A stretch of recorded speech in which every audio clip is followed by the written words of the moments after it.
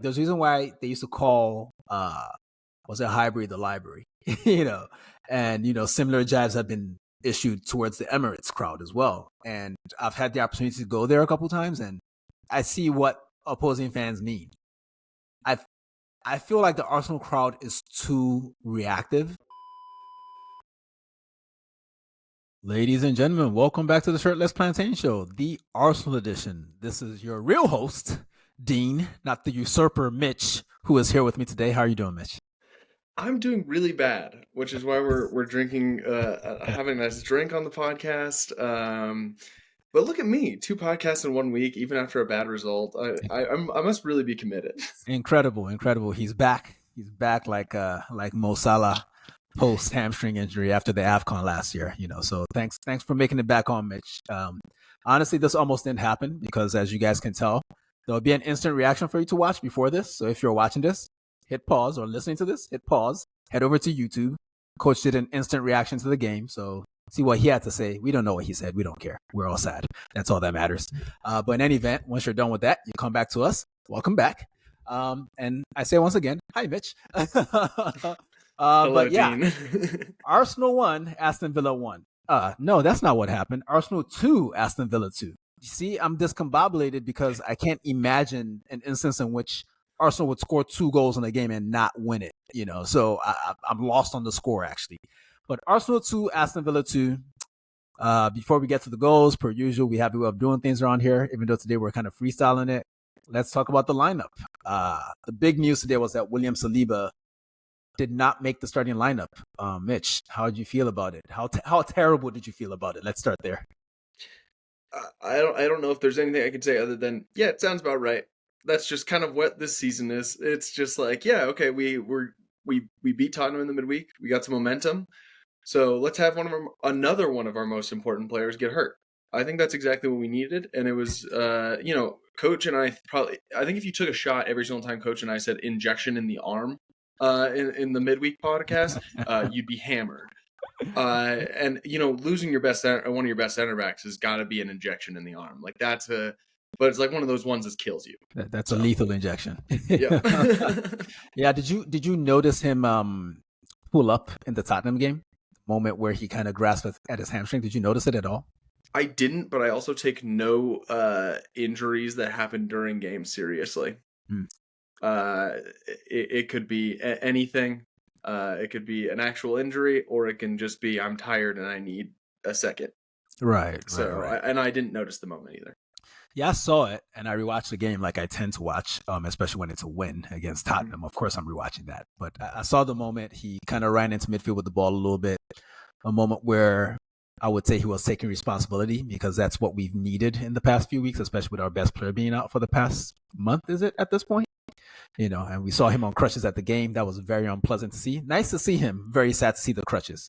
Yep. Today he showed up as well, but no crutches. So progress, I suppose. But that doesn't make us feel any better. Before the game started, we were all seated watching Liverpool away at Brentford. And everything we do in the league this season, at least for the past, I want to say, well, this season period, because Liverpool have been at the top of the table since almost the beginning of the season. It feels like they've been at top, so we kind of have to watch our games with their games in mind. And today it was looking like the hate watch was going to be successful, but it wasn't. How did you feel when Darwin Núñez suddenly discovered that he knew how to play football again? Well, my Peacock stopped working while I was watching that game. Same. And it was like not loading, and then all of a sudden it sort of started working again, and I saw him celebrating. I'm like, oh, okay, I saw on Blue Sky that they scored, and then I looked at the score and it was 2-0, and I was like, wait, what the fuck? I missed 2 goals? Because up until that point, I thought Brentford played really, really well. Obviously, if you look at the stats for the game, I don't think it paints a pretty picture for Brentford. They conceded almost 40 shots, but a lot of the shots were just kind of lazily outside the box. They had like 1 or 2 chances where it's like, ooh, Liverpool should have scored there. And like they definitely gave up those kinds of chances. But I think Brentford were really imperious in how they were defending and not giving away super high quality chances. And they weren't 100% bunkering down. They were playing at home. They were playing how they wanted to play. I think Brian Mbeumo and Wissa both probably had opportunities that they would like to have back after losing 2-0 because granted they weren't super high chances, but like they had shots on the break. Like Brentford had a chance to put this game away and they didn't. And they paid the price because Liverpool has the guys off the bench that can make you pay the price. Yep. Most of what you said scans as accurate to me because I was watching the game too. But somewhere around the 60th minute, I texted the group chat and I told them, guys, we need to tap out on this game. Brentford are going to lose. And it wasn't some mystical feeling. I just thought they were defending too deep. Like when you, the further you go, I mean, the closer you let other people come to your net, the more likely they are to score. It's just that simple. Yeah. And they almost held out. Like the problem with that game wasn't that Liverpool won. It was that they won so fucking late because that was a gut punch for an Arsenal fan. 100%. But in any event, we had to focus on our game. And we figured, hey, if we just win our game and just stay in touch, all stays as it was. No big deal. Nothing's changed. And we had to do it without William Saliba. Obviously, that is never good. The rest of the lineup was Raya, number 5, Timber in the middle, alongside Gabriel with Lewis-Skelly, who is now seeming like the nailed-on starter in that position. You know, like he is our starting left back, 100%. It helps that he's pretty much the only one that can stay healthy, but yeah, like performance-based as well. You know, like he's been fantastic, but we'll get into that a little bit more. Declan Rice, Martin Odegaard, Mikel Merino, Leandro Trossard, Gabriel Martinelli, and Kai Havertz. I actually liked the midfield. I thought it was great given what we're about to face because I still have memories of many members of our midfield chasing Morgan Rogers backwards at Villa Park, even though we won that game. But what did you make of the lineup? How confident were you going into the game? I was confident because of like the momentum we were riding, but like I'm all like, especially Arsenal this season, I'm always like wary going into matches. Obviously, this is the midfield I want to see every single game. I think we just kind of haven't really been able to put it together and like have everyone around them be conducive as well. Because I think this midfield would work really well if we had like Saka starting kind of thing as well. Like it expands from just the midfield. I think I would have preferred off rip, and this is obviously just an extension of just how I feel about this player. Of just like I would have preferred to have Kivior at right center back and Timber stay at right back. Like I think Timber was phenomenal at center back, so it's not an indictment of him whatsoever. I don't think number 5 at right back works. And we saw evidence of that today. Well, so the statistics suggest that it doesn't work, you know. Yes. And hopefully the manager, you know, even though I have no criticism for the manager whatsoever, hopefully he sees what we see and he makes decisions accordingly. But then again, his hands are somewhat tied, you know, because I think part of the issues that a manager, I suspect, I'm not in the room with them, I don't know, but I feel like at the beginning of the season, the manager kind of tells people like, this is your role for the season. You are the DM / backup right back if we don't have any other bodies there. You know, you do this, you do that, you know. So if you just randomly go back on that, especially when to this point, no one, even though there are mistakes in every game, everyone makes mistakes. If someone hasn't had a disaster class enough for them to be dropped entirely from the starting lineup, it's difficult for a manager to just wake up one morning and go, you know what, Kivior, you haven't played at right center back all season. You're coming in, you know, like, then the guy that gets left out is then wondering like, wait, what did I do? Like, what, you know, like I've been playing all season, you know, like I haven't done anything to lose my spot, you know, then that's another problem for the manager to deal with in the background that we don't have to care about as fans. But that's neither here nor there. I thought we started fantastically well. This was 100%. A wonderful start to the game. Looks like pretty much damn near every game at the Emirates this season, you know, like where Arsenal just pins teams back and just starts peppering them. What did you make of that initial approach? And did you think we took enough advantage of the opportunities we created? I'm now blanking on when our opening goal was, but I do think that we started really, really well. And I think my biggest criticism of us starting well is that often hasn't come with goals, where we've had like a really good 45 minutes, but it's like 0-0 at the half. Right. We didn't have that. We were winning at the half. And so like all of our tenaciousness at the beginning of a game actually like led to something. We scored a goal. So I was very pleased with like in the first half as a whole and the way we started the game. Obviously Villa had their moments here or there, but I was very, very impressed with just like both Trossard and Martinelli. I thought were phenomenal today, and like some of the best we've seen them in like the post Saka injury time period of like Trossard starting on the left, Martinelli starting on the right, and obviously Martinelli kept that off of the goal. was great. Yeah, I'm not entirely sure that I agree with Martin. I mean, Martin scored a goal. A goal always colors the evaluation of a performance. I didn't think he was particularly good. I didn't enjoy that moment in second half where he was on the break and he just kind of dilly-dallies, then turns around, and eventually we just give the ball back to them. That annoyed me so much because it's like, what are you doing? Like, you don't back yourself to take on anybody one-on-one with your speed. Just if you get a shot off and the goalkeeper saves it or it goes over the bar, that's fine. But to just turn around, let the defenders get back, then give up possession, like, come on, man. Like, but we'll get to more of the details in a bit. The goal didn't come until the 35th minute. And yes, we probably should have scored before then. I can't think of any particularly great chances up to that point. But if you're dominating to that extent, where basically the only chance I remember Villa having came from number 5, who we're definitely going to talk about in a little bit, throwing the ball directly at Ollie Watkins, who almost lobbed Raya from, outside the box. Outside of that, and Ian Matson very early on. The ball kind of ricocheted into his path, and Raya had to make a great save there. But it was kind of at him, but still, we've seen those go in before. But outside of those two moments, then a couple times where it looked like Ollie Watkins was going to get out on the break, but the defenders were sharp enough to nip it in the bud. Villa had nothing. This was total dominance by Arsenal.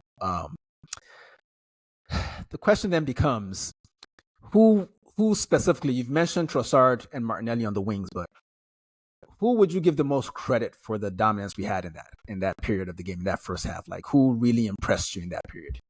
I thought our off the ball work in general, like the last 2 games, has kind of been like, I mean, to be fair, our issues in this rut of form has not been our off the ball work. Kai and Odegaard lead our press so well, and I think that put a lot of pressure on Aston Villa and allowed us to keep the ball high up the pitch. And so I think just like the continual pressing from both Kai and Odegaard was a big part in that. Yeah, I'm gonna talk about your captain shortly. We're gonna get to that. But yeah, I thought for me the standout performer probably throughout the game, but especially in the first half, was Miles Lewis-Skelly again, and that's largely because I guess I'm not surprised by this, but you still got to see it and live through it to realize it, if that makes any sense. But the big fear for me in this game was that Morgan Rogers was going to run through our midfield at certain points. And for whatever reason, he was playing on the wing. I don't know if it was similar to what Big Ange tried to do with Kulusevski, who has played a lot in the middle this season for Tottenham, and Morgan Rogers, who has played a lot in the middle this season for Aston Villa. But it feels as if both of these managers, Unai and Ange, both tried to put a very physical, fast, maybe arguably their player of the season on Arsenal's youngest player, only for them to find out that he's giving you nothing. Like, I was stunned by how little Morgan Rogers' physical dominance over most players in the Premier League showed up today. Like, the only time his physicality actually showed up was when he got into a scuffle with Trossard and pushed him. That was it. Otherwise, Miles Lewis-Skelly had this guy on lock. It was insane to watch. I know you gave MLS a lot of praise on the last pod, but I think given that today is not our favorite day to be Arsenal fans, let's focus on the positives at least to begin with. And I would like you to give Miles Lewis-Skelly a little more praise. No, I'm never gonna shy away from giving him praise because he is just a phenomenal player. I posted on Blue Sky that like they had cut to Tuchel in the stands, who likely was there to watch like Watkins and Rice and maybe even Rogers. However, he's got to be blind if he didn't realize that there was a guy starting for Arsenal who plays in England's worst position who balled the fuck out today. This sounds crazy because he's like got less than 10 Premier League starts, but he already might be one of England's best left backs, and that's because it's a low bar. That's a very, very low bar. Luke Shaw's MIA other than like during international tournaments. And there's not many English out and out left backs. And granted, Miles isn't an out and out left back, but he's starting left back. He's been a starting left back in the Premier League for Arsenal and done a phenomenal job. To where it had to catch someone like Tuchel's eye. Like, oh, is this someone that I need to consider? which I think is of utmost praise for someone who has under 10 Premier League starts, where I think that there's a real chance he could be in the England squad. Yeah. Life is about timing. And for Miles Lewis-Skelly, in the season in which most people thought Ethan would be the young guy getting all the minutes, he has casually just become a starting member of the lineup, even though we don't really do starters at Arsenal or in modern football anymore. But he is clearly the not the left back of the future. He's the left back of now and probably the left 8 or the DM of the future, because I need to see him in midfield very soon. I know he essentially plays in midfield as, an inverting left back for Arsenal, but he is special. He is. And none of this is really surprising. The thing is, you see these kids when they play at the youth level, and you hope that their superpowers translate to the men's game. And with him, his superpower at the youth level, well, he has a couple of them, but the main one that really stands out to you is how efficient he is with the use of his body, how he protects the ball. And, in the back of your mind, watching him play at, the under 21s or, youth level in general, you think to yourself, he's only getting away with this because everyone there is like his size or smaller.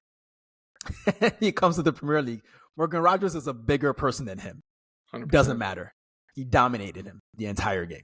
But yeah, on to more happy stuff. Let's just skip straight to the goal, because despite the fact that Arsenal controlled the game, as we mentioned, the start didn't necessarily lead to goals. Eventually, Leandro Trossard took it into his own hands to run down the line. I think it was Kamara squaring up to him on the left wing, and he crosses on his weak foot. Nice cross. Martinelli had to try to miss this. He just puts a foot on it. It goes in.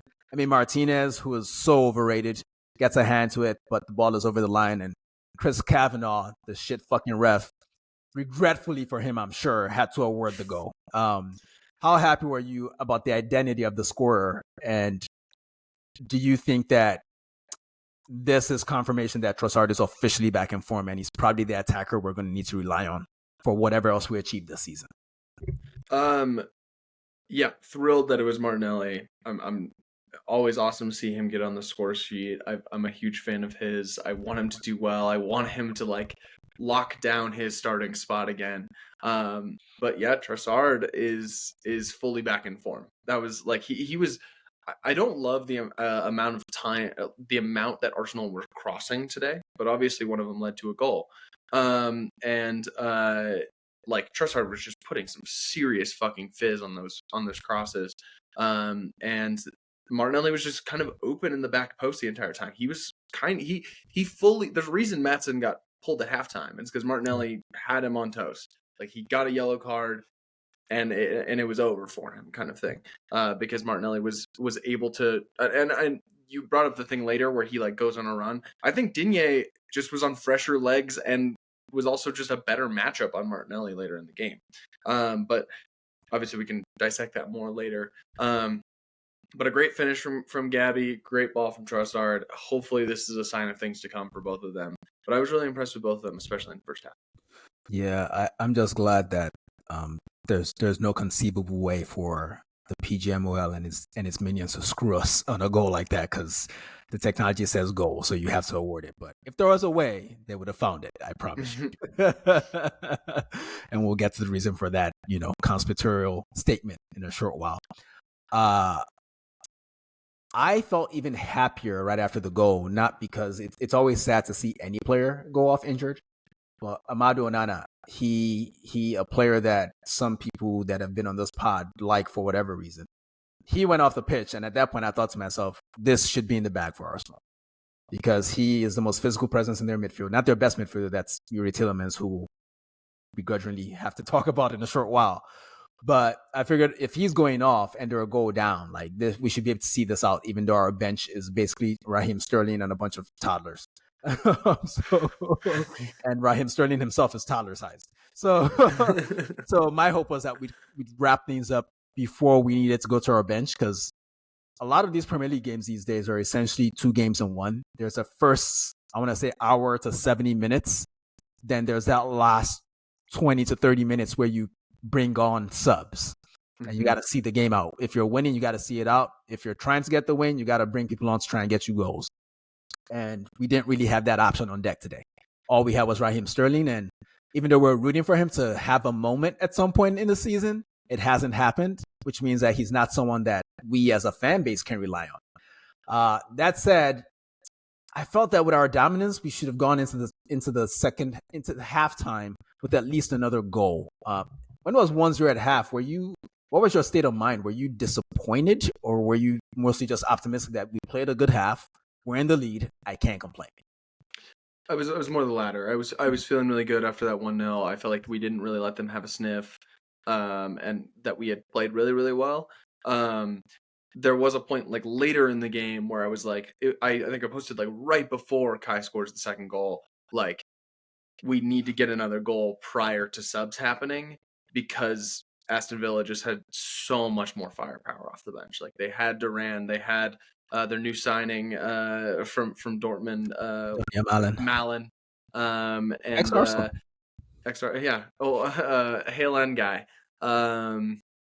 And we had Jorginho, Sterling, and Kivior and Tierney as their only players that were adults and Right. Allegedly real players, because I kind of think we're maybe using AI to like just put in names in lineup sheets, because I don't know who the fuck these guys are. Right. Granted, I'm not super plugged into Haaland, but I don't know who these names are. These are not real people.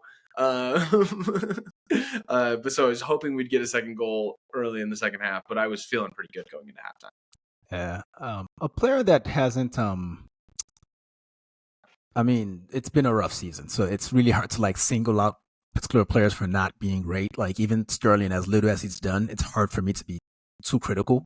It's like, for a while there, when he was playing, there was no Odegaard next to him. Then now he's playing when we're in desperate need of someone like Saka to be around, who is no longer around. So now we're placing all this hope on a guy that's not quite ready to meet to meet that hope. But Mikel Merino has been a pretty big topic of discussion. I think he's one of those players where you kind of got to watch the game a second time to figure out what he does. Where are you on him? Because I thought he was tremendous today. He was really good with the counter pressing. He had a moment in the first half where he probably should have scored. Well, not should have scored, but he took a really good shot from a position where I thought he would have done better. Then there's a moment later in the game that we'll get to as well. What did you make of his overall performance, and how do you feel about his season so far? I agree with you. I thought Marino was really good today. Okay. I think he's a player that clearly grows into games, because there's been multiple games this season where I have thought he's played well overall, but I also forgot he was playing until like the 20th minute, where you just like kind of don't see him. And maybe it's just the left 8 spot that just like makes players a little bit invisible, because it was a similar thing that I would say of Kai last season early in the year, and sometimes we talk about that with Xhaka. So maybe it's just kind of that spot is just like a little bit unsung, and just like how much you get on the ball and stuff like that. I think that he is a player that in a normal Arsenal season we'd be singing his praises, but because this season has been so weird, and particularly with a creativity burden, it's harder to like see his value. And because he's like very much like a luxury player in what he provides. Like, if everything had gone to plan so far, he would be working perfectly. Like, if he didn't get hurt in his first fucking training session, if he has like been able to consistently play with Odegaard, with Saka, Martinelli's firing, and everything's just kind of conducive around Arsenal, I think we're like seeing Marino more closely for what he can do. But because there's a little bit of an expectation on him to do things that he's not really supposed to do, which is just like the creative burden, which 100% like, and this is something I'm sure you will get into later with Odegaard, of like that it hasn't really been there for him, especially since coming back from injury, of like a lot of our creative burden is on Odegaard, especially when Saka's out, and he hasn't been creating chances at as high of a level as he has in prior years. I think there's clearly still the lingering injury. I think there's probably an effect of not playing next to the best winger in the world. Like these are things that are just going to have a knock-on effect around the team that are going to increase perception. And I think like it's very easy to see with how Arsenal's played this year. You can look back in the summer and be like, okay, well, they didn't recruit well. Calafiori hasn't played much. Marino hasn't played much. When they have, they've been okay to maybe good, but it's kind of up in the air. And it's harder to like see their value as much for when if we were consistently winning, we'd be like, oh yeah, Marino's doing a fucking job. He's winning all these duels. He's getting these late runs into the box. But because goals are coming at such a premium for us right now, it's harder to see what he brings, I think. That's a very astute analysis of Marino's season. I couldn't have said it better myself. I imagine at some point in the past couple of weeks I've said it, but we do so many of these podcasts that I don't remember anything I say. So, for our and we've been doing bad, so I haven't been on these podcasts or consuming any Arsenal content whatsoever. Yeah, I think it's only natural to consume less of the content when the team isn't doing well, because why would you want to keep that much negativity in your life? So, but onto I wouldn't call it the final positive moment of the game, but the last tangible moment for Arsenal, the second goal in the 55th minute. Havertz converts after Trossard takes on Cash, goes on the outside, another left-footed, weak-footed for him, cross, and Havertz slams it in. I'm not going to blame Martinez for not making the save there. I know it deflects off him. It was just too close to him. But I saw that on Blue Sky, you, as the kids say, skeeted about wanting Kai to get a goal today. How excited were you for him to score there? And again, as we talk about people, just talk about their overall performance in the game, please. Yeah, I mean, obviously I'm thrilled whenever Kai scores because he's like I love him as a player so much because I think it's so easy to see everything that he brings to the table and the expectation. Like 100% after the Man United game, like he missed some tough chances. He should have scored in some spots. 100%. It's hard to argue otherwise. But any person that watches sports and then wishes harm on someone's pregnant wife, you need to be wiped from society. I'm sorry. You can't be a person that can just like see on the street if after someone misses a chance, you're wishing harm on someone's pregnant wife. Fucking crazy way to just operate your life.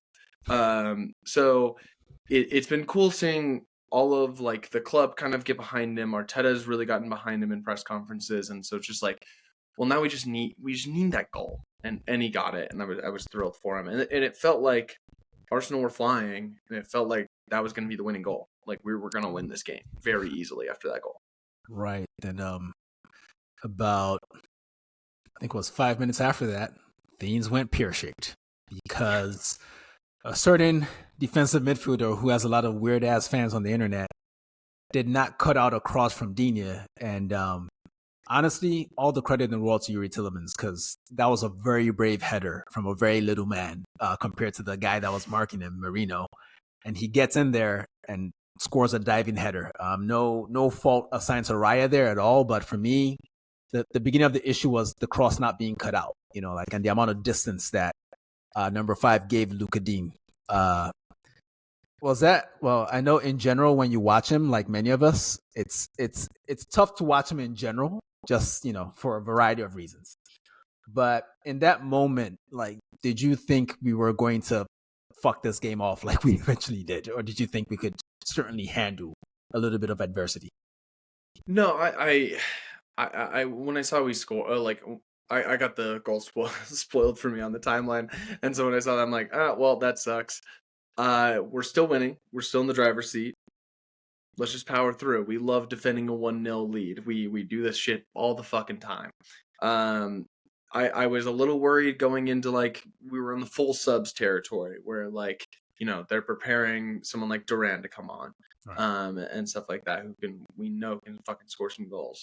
And so obviously it's a little bit nervy, but it was like, okay, just fucking defend how you can and how we have the entire season when we played at the Emirates.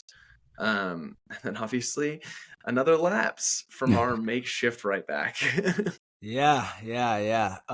Before we get into that, because we can go long on that topic, but before we get into that, and I did a version of this the last time I was on the Arsenal pod. It's hard to criticize people who actually pay their money to be at the stadium. But I have a real it's always been an issue. Like, there's a reason why they used to call Highbury the library, and similar jibes have been issue towards the Emirates crowd as well. And I've had the opportunity to go there a couple times, and I see what opposing fans mean. I feel like the Arsenal crowd is too reactive, and it's filled with a lot of, I don't know what it is. Maybe it's the cost of living in London or some shit. It's filled with a lot of nervous Nellies because basically Arsenal had a corner. Villa clear it. Ollie Watkins runs with the ball. Trossard fouls him. Good foul to take. You don't want to let a corner go. So now Villa have a free kick. And the Arsenal crowd goes quiet. Like, this is a free kick near the halfway line. So, yes, they're going to get their guys forward and they're going to lump it in. But there's no reason to all of a sudden, like yes, they scored. But the crowd just instantly got nervous. Like, I don't know. They're a very reactive crowd. They're not very proactive.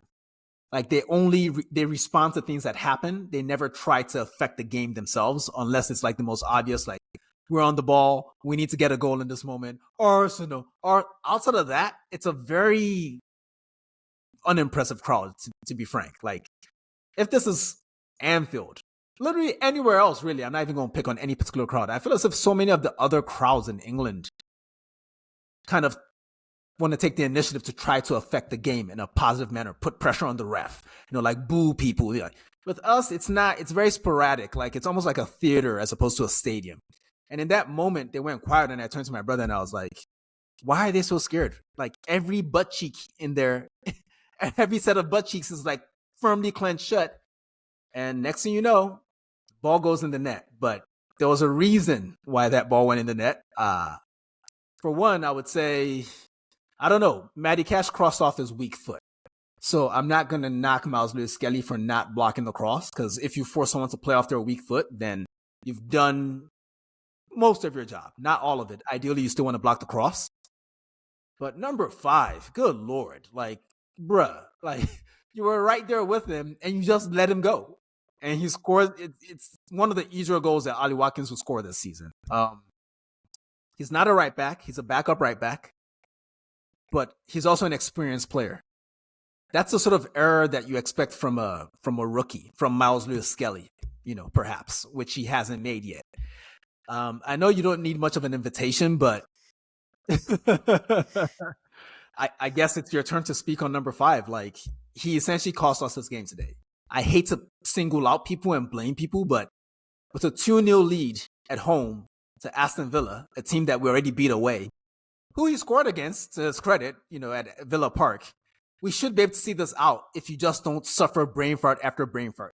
The throw-in in the first half to Watkins was the first sign that something was going to go bad today. But I'll let you shit on him more than I will, because I don't think I could be as good as you are. I'm too African to do it.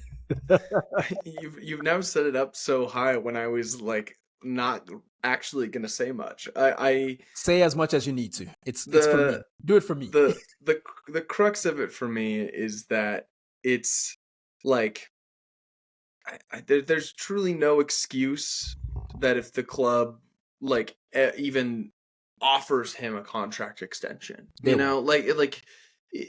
there's maybe a fucking argument in hell for you to make if he's like still a good player, but he's just not. He's not an athletic player anymore, and he had a lot of that made him good in the first place. And it's a dark chapter in the club's history that I can't wait to be closed in June. I'm fucking exhausted and tired of it. It's been fucking like 3 years of this shit, of him just being a player on this team. And the karma has caught up to us, and it's time to cut ties. I'm tired. Yeah, it was time to cut ties a ways ago, but 100%. I understand the club not being able to do so. I think if you've been 100%. following the whole behind the scenes story with his whole off the field issue, the way that England does cases is fucking stupid. I don't understand. Well, I mean, I'm not an expert in British law or any law really, but you aren't.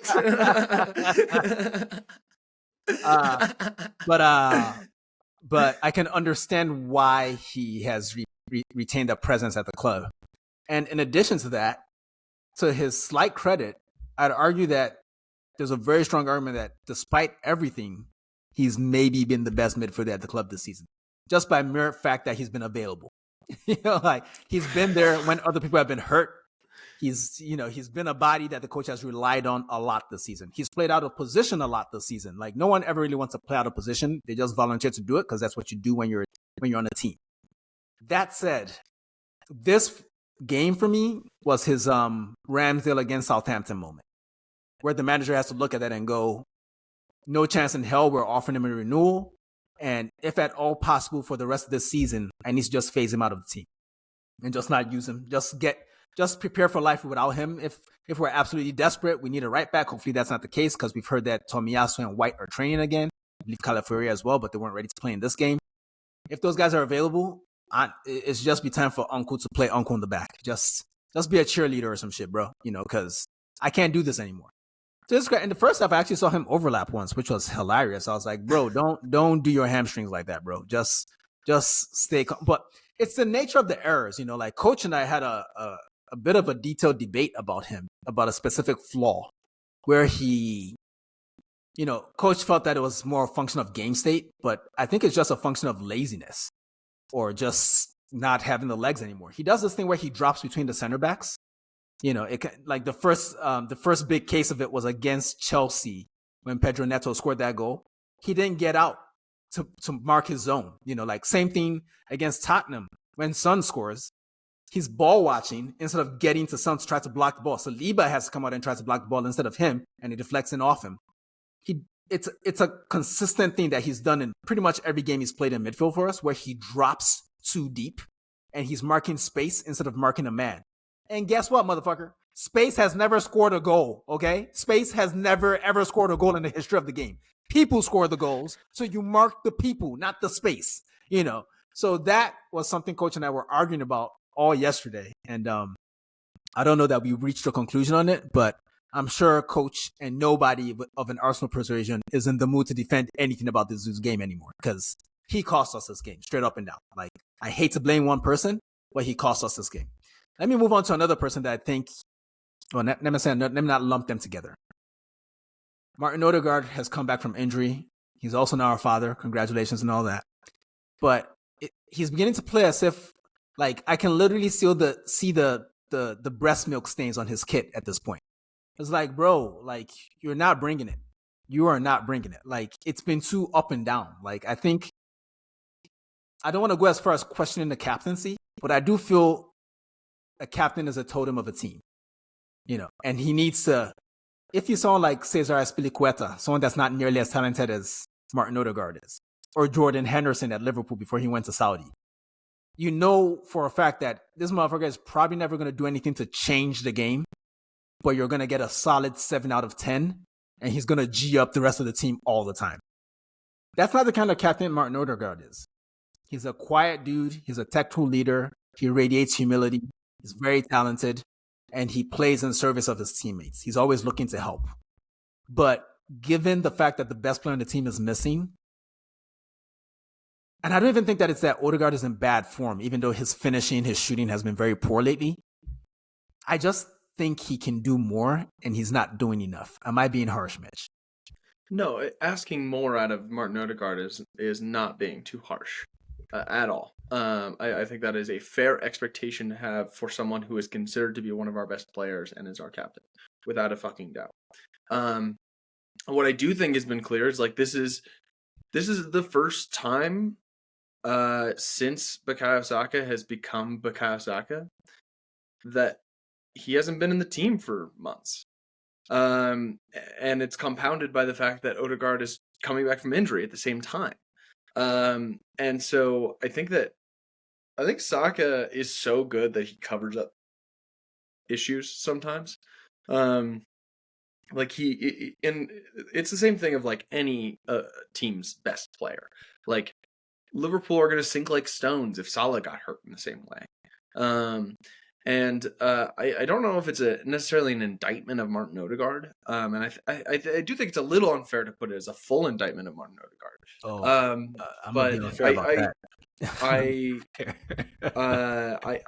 I don't think that it's unfair to ask for more from him. I don't think that today was his best game, but I also don't think it was a bad game.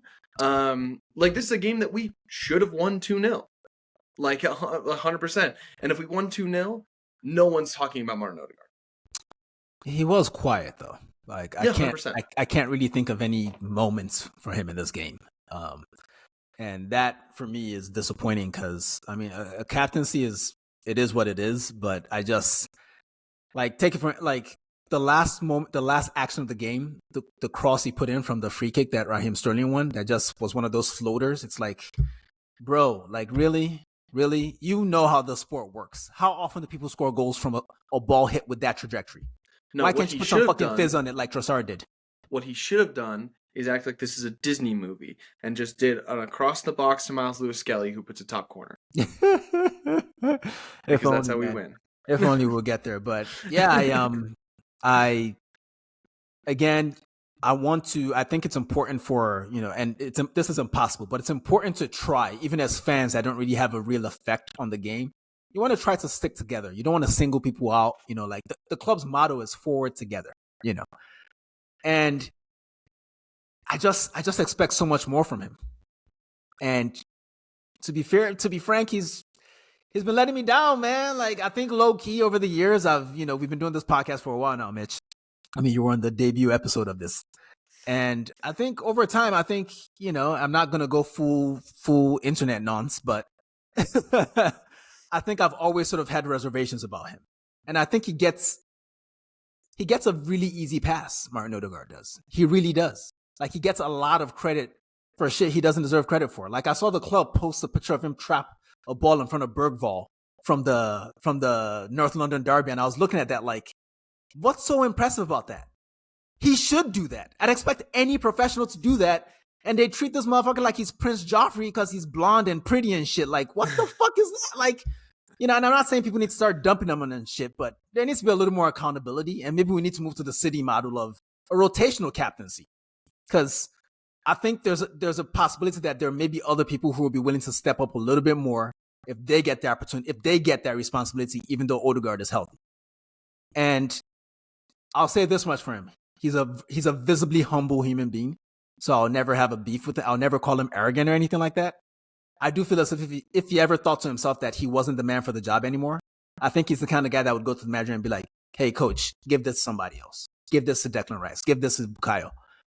So I'll give him credit in that respect. But yeah, it's a rough season, and it's probably harsh to single anyone out, but I just expect so much more from him. And he's still doing all the things I was hoping he would have ironed out from his game by now. Like the passes in short space. It's like, bro, there's no room for the player you're passing to run into. Why did you play that ball? Like, what are we doing here? Like refusing to shoot, like being too left foot oriented, like not letting the ball run across your body to be aggressive.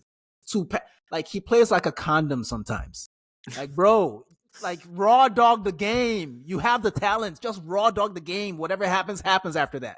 Like I saw him take a ridiculous shot early in this game, and it brightened my spirit because it was like, yes, that's what just aggression. I just want you to play with aggression. Let the results be what they may, but play with aggression because he's so talented. And I don't feel like in this moment, or really for most of this season, outside of like the very brief period after he came back from injury, there was like a 2-3 game stretch there where he looked really good. Then all of a sudden, I think Bukayo went, then he went with him, essentially. Yeah. So, and he was actually good in the United game. He was good against Tottenham as well, but, he missed chances. He missed the penalty. So he's had a rough season, and maybe he's just a microcosm of the season in general. Like, for Arsenal to still be second in the table, Mitch, it doesn't make sense. So, to throw it to you, is this maybe the best job Arteta has done since he's been at the club? Because I don't understand how we're second given everything that the team has been through so far. Yeah. To respond to a couple things, I know how to fix Martin Odegaard, and I know that this is I'm in my glass house Divorced? Right now, and I'm throwing a rock. Become a deadbeat. But you gotta, and as someone who's had a lot of bad facial hair, you got to get rid of the goatee. The blonde is not the blonde. It's hard to have facial hair as a blonde person. I'm sorry, Martin. It's time to go. That's an astute point, Mitch, because it reminds me of when Bukayo dyed his hair last season. and nothing good Exactly. happened. Nothing It's good came of exactly it. it's exactly the same thing. 100%. You messed with the equilibrium and you fucked up, Martin. Um, it is crazy that Arsenal's in this spot because like I was talking to Coach after the last game, and it was wild that before this we were in the same points at the same point last season. It didn't feel like that. Like obviously December, January for the last 2 years this sucked for Arsenal. But like this has felt just like particularly bad. I think just like for me personally, like you and I have both experienced a lot of bad Arsenal teams. We finished 8th 2 straight years. I think for the reason, and I wrote about this extensively a couple weeks ago after the Brighton game, of like just as a fan, I think expectations compound on you, where it's like as soon as we were like preseason in a title race, every single point seems like life or death. And so like a loss now, or even like or I'm talking about a loss, like we drew today. Like this is not a like objectively bad result against a team like Aston Villa who's in the Champions League. But it feels like a loss because we're chasing Liverpool, or we were being chased, or something like that. So it's just like every single thing is like, that Jurgen Klopp quote where it's like you need to be perfect to beat Man City. Well, now for the first time in like 10 years, Man City aren't perfect. Right. And neither are we. And it sucks because it's just like feels like everything that can go wrong has gone wrong. The ball's rolling down and there's not much we can do to stop it, but also just feels like every single thing that is like little, and like, when you're chasing top 4, you lose a game. It's fine. Move on to the next one. When you're chasing a title, and especially when you're chasing a team who seems like they can't lose, even in games they should, it's really discouraging as a fan. And I think that the most that we can ask is that it isn't rubbing off in the same way as players. Like I saw someone, I think it was James Nicholas tweet after the Liverpool game, like, oh man, that's going to be tough for Arsenal fans, but also Arsenal players seeing Liverpool get a late win.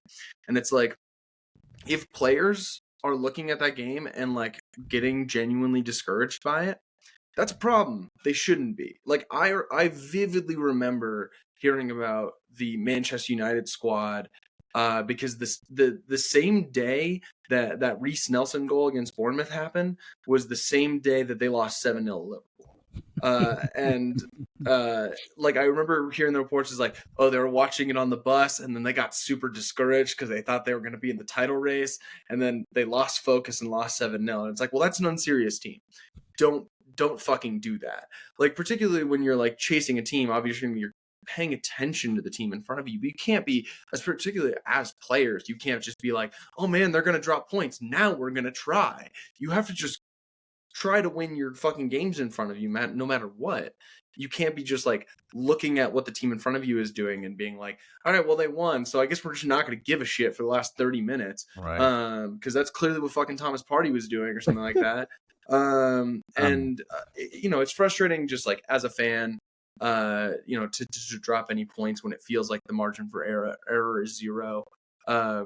I think it's like, it's been hard for me personally this season because like last year I was at least able to like just like fully enjoy the ride. I feel like the pressure's on even for me as like an optimistic fan, where it's just like everything feels compounded. I need Arsenal to win. I want us to win. I have friends that like aren't even fucking soccer fans. They're like, Arsenal's not looking good. And I'm like, what the fuck? I just wanted to see us win a title. like I just want to see us win something at this point. And it's just compounded every single time, every point we drop. Yeah, that's why I don't have friends. I don't want them fucking talking to me at random and shit. That said, I can't criticize the team despite the lack of bodies, despite the lack of legs. I can't criticize the team for their response to Villa equalizing. I thought, even though we took some risks, Arsenal were really good in the last period of the game. And it looked like we almost stole it in the 87th minute when Declan Rice ran with the ball down the left wing, crossed the ball, bounces around a little bit, Merino takes a shot. For me, I thought it deflected off Havertz's midriff. Same. But most people seem to believe it went off his hand. and the refs definitely thought that, and the review was very quick. Yeah, it was like the inverse version of the goal that got disallowed against Fulham, where they took forever to figure out that yes, Martinelli's toenail, was offside, and yeah, that was rough. That's the sort of thing that happens to you maybe once in a season, and you say to yourself, maybe it's not our year. When it happens multiple times in a season, ain't no way it's your year, man. Ain't no way, So I guess I'll let you opine on what you thought about the goal. I think as we've gotten further away from the game, one, I can't change anything about it, so we have to accept what the ruling was. But two, I've come to accept that on certain angles, it looks like a hand. But there's also the argument that it's not really clear and obvious that it hit the hand, so the goal should have stood. Yeah, I think it all boils down to like my issues with VAR to begin with, of just like a lot of things are just very inconsistently applied. Like the slogan of VAR is what you just said: clear and obvious error. That is what VAR is meant to do. It's meant to reverse clear and obvious errors. When you get to the point where you're looking for any reason to disallow a goal, you are using the technology wrong.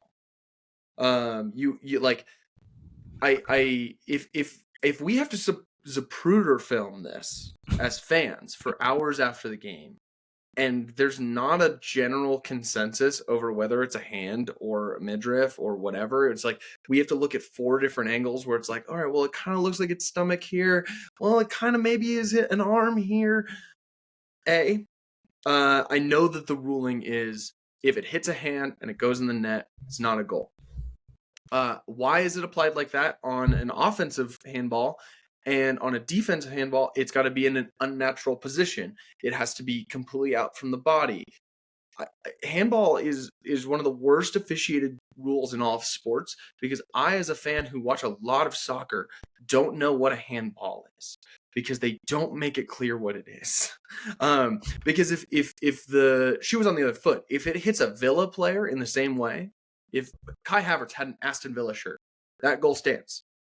Or it's like it's not a handball. I mean, we saw a moment in the first half where Trossard plays a ball over the top of their line into the box towards Havertz, and Ezri Konsa basically flops and hits the ball with his hand mid-flop, and we appeal for the penalty, but the ref decides to call a foul because Havertz supposedly pushed this guy. And it's like, there wasn't a push there, but it just, again, probably every fan of every team feels this way, Mitch, but it feels as if the refs in England go out of their way to find ways to fuck Arsenal. They really do. Like, at this point, I think even a neutral observer would say some of the calls we've experienced this season, man. I don't know that this one rises to that level. I'm still not happy about it, but it just feels as if we're the test case for every sort of controversial ruling in the sport this season, and in the past as well. I mean, like, there's the David Luiz penalty. We could go on and on if we start making a list of all these crazy, there's not drawing the lines against Brentford 2 seasons ago. Like, how do you not draw the lines? The whole point of looking for offsides is just draw the lines. They didn't do that, and that's kind of shit that happens for Arsenal or against Arsenal. But even after that, Arsenal went again, and Merino hit the post after that. Trossard followed it up, and there was a save as well. So ultimately, I can't really be mad at the team. And as far as the manager goes, obviously because the results aren't going well, there's going to be, the Arteta out maggots. Excuse my French, people. I said it with an M. Okay, those guys are going to crawl out from under their rocks to claim that the manager isn't doing a good job or whatever. But when if you watch these games and you look at the statistics after the games, I feel like Mikel is doing a wonderful coaching job this season, Mitch.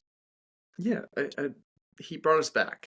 There's not a doubt in my mind whether who should be in the Arsenal dugout next season. That's not even a fucking question. The thing with like the Havertz thing is just like we shouldn't even have been in that spot to begin with for it to matter. This should have been an easy 2-0 win.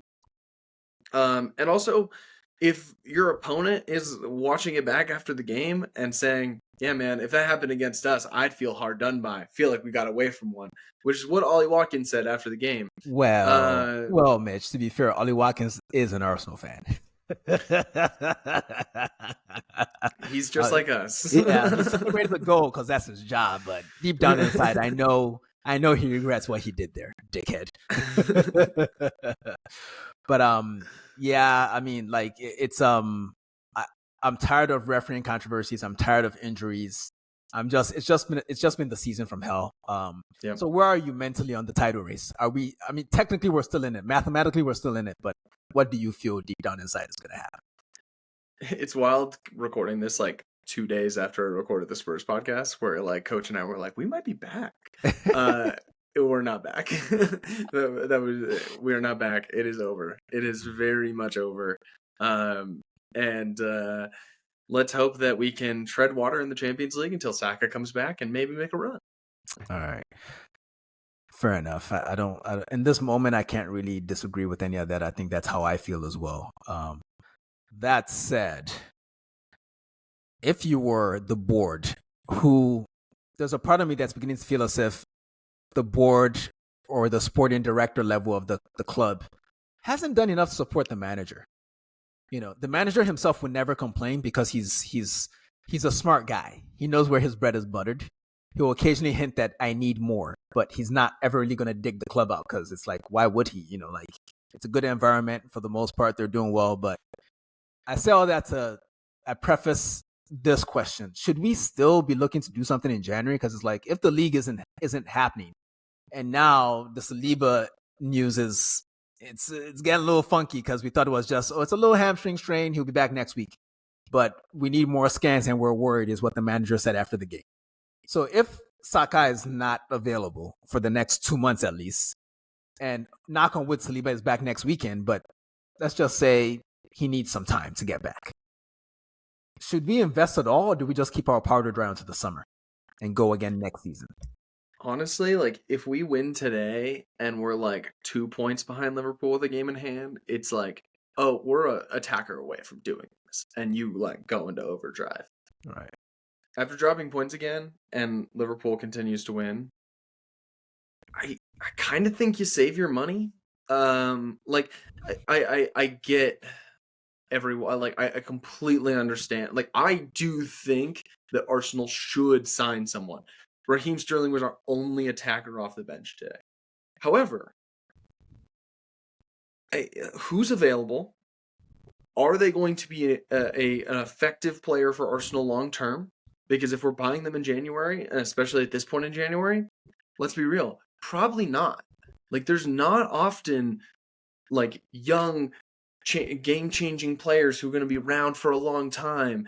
Like you're going to get a lot of just like guys who aren't really wanted by their teams. And it's like, well, if this guy isn't starting for Dortmund, why is he going to make a difference for us? Kind of thing. And like if I proposed a question of like, hey, if we signed some random fucking guy right now, but it prevented us from getting someone like Sesko, let's say, like in the summer, would you do it? Like not knowing how it truly affects the rest of the season.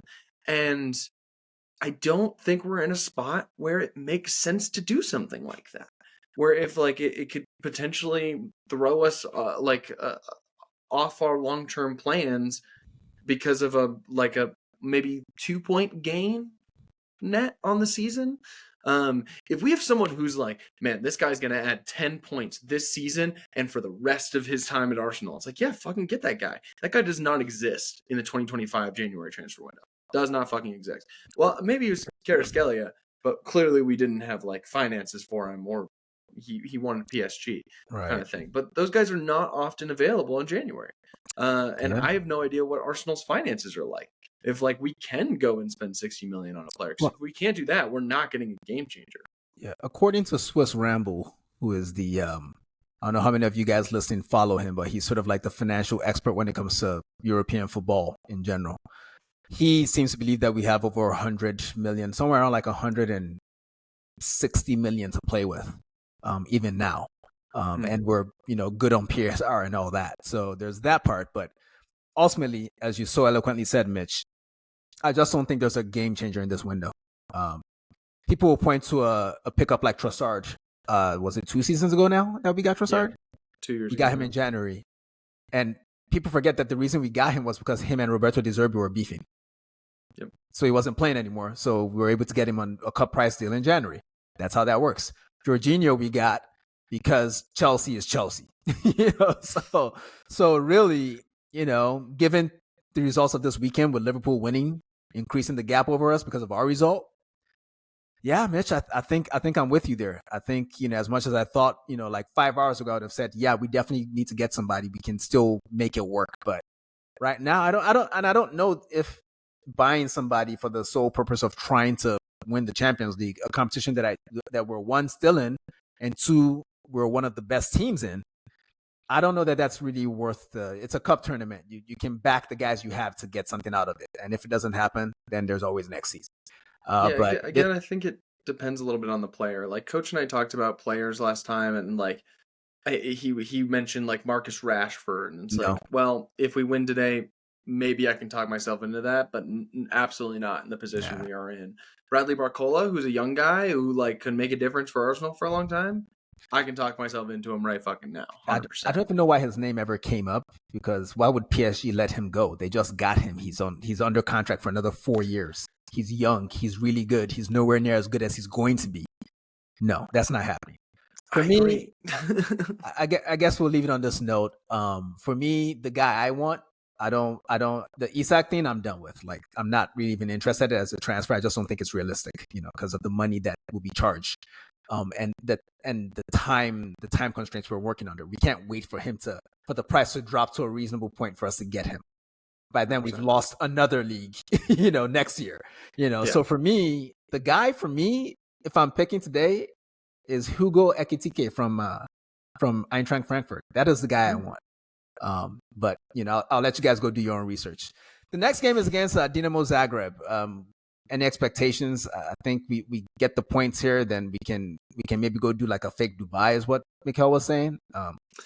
Yeah, that'd be sick. I would love a win here, lock in top 8, and then like play a U23 team in Girona. Yeah. then head off to Dubai. In any event, folks, I tell you to keep your chins up, but honestly, I'd be more honest if I told you to just go violate the Surgeon General's advice and drink a lot of alcohol and maybe do a little bit of drugs too, and stay warm because that cold front is coming in. In any event, Mitch, anything else for these people? No. Lovely chatting with y'all. Come on, you Gunners, even though it sucks. All right, folks, it's been great. We'll catch you on the next one. Peace.